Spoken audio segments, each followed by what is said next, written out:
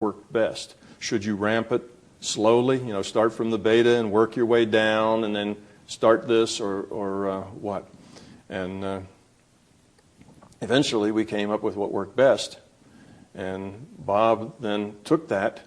He tried it on all sorts of people.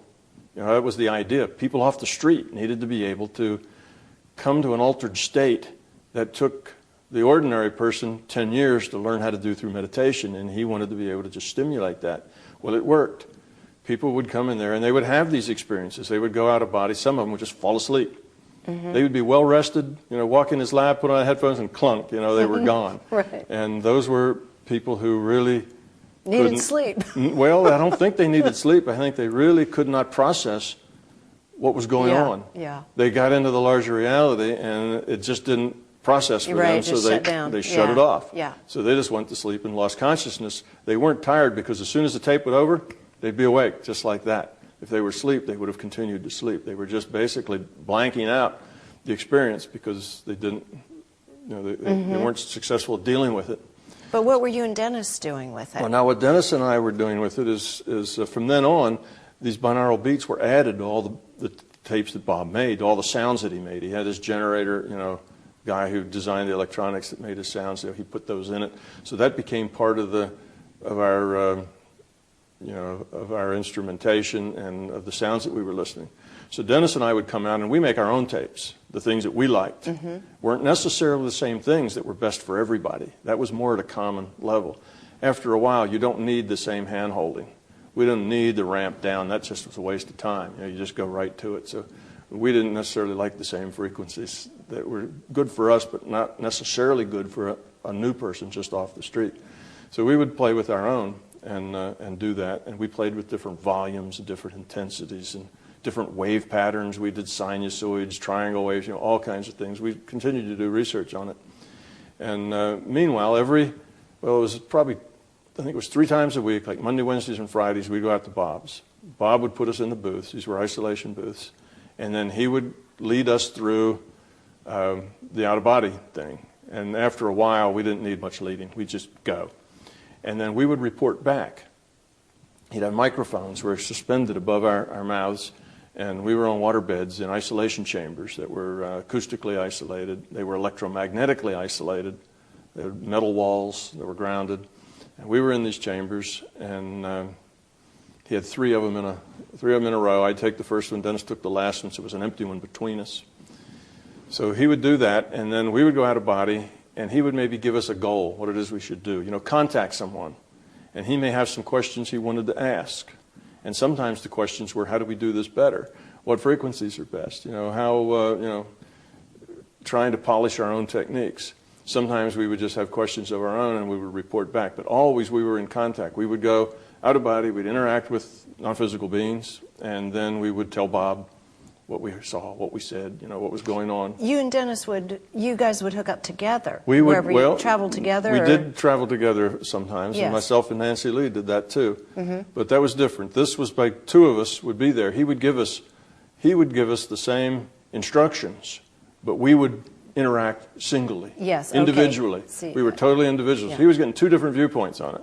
And I think that's what gave him the idea, because our viewpoints started to converge after we got good at this. They started to converge a lot. And then he had the bright idea, which is what you mentioned, that Dennis and I should go out together. And that was an experiment that we repeated a couple of times, and I repeated it with others as well. Nancy Lee, at that time, was Nancy Lee Honeycutt. That was Bob's stepdaughter, now married to Joe McMonagle. We also went out and had an adventure together like that. And his instructions to Dennis and I were go up above the lab, meet there in the out-of-body state, and then go on adventure together, but stick together. And we were in these isolation chambers, and so basically we did that, and it probably took close to 2 hours for us in this out-of-body thing, and it was a very eventful one. Saw a lot of things, had a lot of conversations, talked to each other. It wasn't a dull time. And we came back, and we had been doing this now for probably, at this point, 2 years. So it had been a lot in 2 years. What we're talking about is 3 sessions a week with Bob, sessions lasted from about 6:30 in the evening to about 2 o'clock in the morning. And then we'd go home, at least I did. I'd go home at 2 o'clock in the morning and practice until it's time to get up to go to work. And then I'd go to work. And, it's like having two jobs. We were working the job with Bob. But you had to have loved, you were loving every minute. I was loving it. It was fun because we were learning things. Yeah. And, of course, in the lab, everything had to be evidential. Mm-hmm. Bob wasn't interested in giving us neat experiences. He was interested in collecting evidence. He wanted this to be science. That's why he wanted scientists doing it. He didn't want this to be, I had a wonderful experience and I went out and I saw pink elephants dancing, and that's not what he wanted. So he had us doing all sorts of things. He had us reading remote viewing, and then testing whether or not we saw what was right. He had us healing. He had us going places. He had us going into the future and reading newspaper headlines. He had us doing everything we could think of that would be evidential. And by the time we were 2 years in, the probability that what we were getting was random was probably about 1 in 5 million. Mm-hmm. We were getting things that were clearly paranormal data that you couldn't get by normal means. Now how far in the future, for example, would he have you go to we say generally get a would headline? go like a week. Uh-huh. And we'd read a newspaper headline or something like that from a week in the future, and then we'd see what the headline said. It was this sort of thing. So he had us going past, future, present, healing, remote viewing, anything that we could think of that then we could collect data on to see whether we were right or not. So over the years, you kind of get a sense of honing that, of what works and what doesn't. You get better at it. And so we had done that, but it was all intellectual. All right, I'm a scientist, and I can see that what I've just done, the data I collected, was 1 in a million that I could collect that data by chance. That I could read that 8-digit number off the blackboard by chance, You can do the probability of that. Right. And I knew that it was highly unlikely that it was chance. I knew something was going on, but that's all in your head. That's intellectual. You know it. You believe it, but it's not your knowledge at a deep level. And this thing with Dennis was for me. That was a big point for me. So he had Dennis and I go out. We had this adventure. We come back. We've been there for 2 hours, and it's been dark, and he's trained us to go and come back and report and talk. So we stumble out into the light, and it's always, the bright lights, and got down to the end of the hall. And you have to know Bob Monroe, but he had a very sardonic and dry wit. So we come there, and he looked at us, and he grinned, and he says, "Do you two really think you were out together?" And we looked at each other, and I said, "Well, yeah, it seemed that way." And he said, "Yeah, it seemed that way." And he said, "Well, listen to this." And he reached out, and he flipped the 2 tapes, which was Dennis's audio and my audio. Now, of course, we couldn't hear each other. He talked to us individually. So he'd ask Dennis, "What are you seeing?" And then he'd ask me on a separate line, "What are you seeing?" And he had these things. So those tapes started to roll, and there was Dennis and I, out of body, having conversations, answering each other's questions, seeing the same things, having basically the same experience. Now, it was through Dennis's interpretation and my interpretation. You could see just as if 2 people went on a vacation and they were both talking about it. It's different, but it's the same. They obviously can tell they went on the same vacation.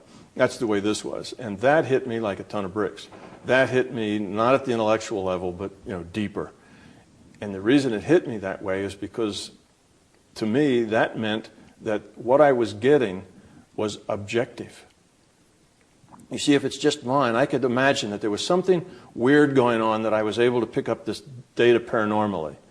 But it was all subjective. It was just something that happened through, my out of body, through it was just me, and you couldn't really tell what was going on. How was that happening? Were you picking it up because you were there looking at it? Were you getting that from somebody else's mind?